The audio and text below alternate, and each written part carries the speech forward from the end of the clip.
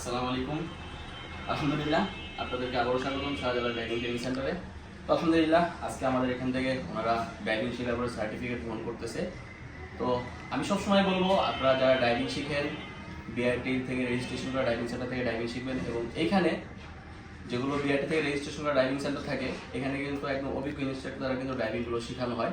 তো আলহামদুলিল্লাহ, যে আমাদের আঙ্কেল এবং আমাদের ভাই, আঙ্কেলে কিন্তু অনেক বয়স হয়েছে।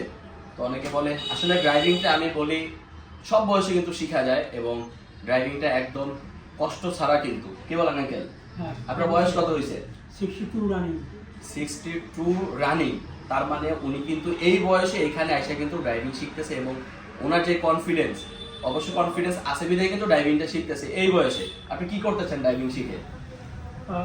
আমি তো নিজের গাড়ি চালানোর জন্যই মূলত, এবং কানাডাতে যাবো তো ভিসা হয়ে গেছে, তাই ওখানে আমার দরকার হবে। যাক আলহামদুলিল্লাহ, আসলে আপনারা শুনলেন উনি কিন্তু এই বয়সে আলহামদুলিল্লাহ কানাডা যাইতেছে।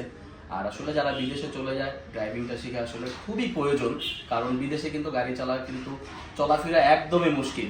তো যাই হোক, আঙ্কেলের জন্য দোয়া করবো আমরা, যেন উনি যে আশায় ড্রাইভিংটা শিখতেছে আল্লাহ তাআলা যেন সেই আশাকে পূরণ করে দেয়, এবং ভাইয়ের জন্য আমরা দোয়া করবো। ভাই কিন্তু ড্রাইভিং শিখছে। ভাই ড্রাইভিং শিখে কি করবেন?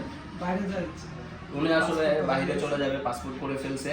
তো আমরা ওনাদের জন্য দোয়া করি, ওনারা যে আশায় আসলে ড্রাইভিংটা শিখলো আল্লাহ তাআলা যেন সেই আশাকে পূরণ করে দেয়।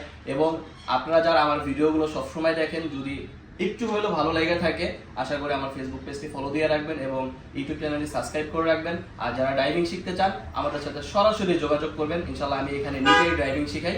তো আজকের ভিডিওটা এখানে শেষ করে দিব। আল্লাহ হাফেজ।